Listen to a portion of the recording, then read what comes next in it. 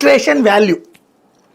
అప్పుడు ఏం చేశారంటే ఒక అన్న తమ్ములు వాళ్ళ దగ్గర ఉన్న 12 గజాల స్థలాన్ని అన్న తమ్ముడికి 1,20,000కి పెట్టాడు.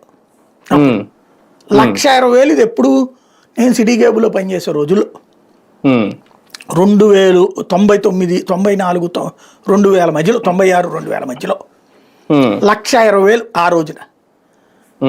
ఇవాళ రోజున 2 లక్షలు అక్కడ గజం. మీకు దొరకదు మామూలుగా అక్కడ బందర్ రోడ్లో భూమి ఏడ దొరుకుతుంది బేసిక్ గా. అందులో అసలు ఇది మంచి జంక్షన్ పాయింట్.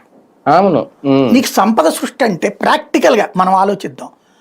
విజయవాడలో వస్త్రలత ఉంది, ఓ 100 షాపులు వేసుకోండి, షాప్ మీద నెలకు 25,000 వేసుకోండి, 25,000 ఇంటూ 100 షాపులు ఎంత ఆదాయం వస్తుంది? ఇది కార్పొరేషన్కి డబ్బులు వస్తున్నాయిగా. అవును. అట్లాగే ఇప్పుడు ఇది షాపింగ్ కాంప్లెక్స్ని ఆర్టీసీకి మనం గనక ఇది చేసి సపోర్ట్ చేసి ఆర్టీసీ వాళ్ళ చేతను కాంప్లెక్స్ కట్టించామనుకోండి, దాండి ఒక్కో షాపు గుడ్ విల్ కింద ఆడి దగ్గరే డబ్బులు తీసుకోవచ్చు. అవును. కనీసం 25 లక్షలు ఇవ్వమంటే ఈజీగా ఇచ్చేస్తాడు గుడ్ విల్ కింద.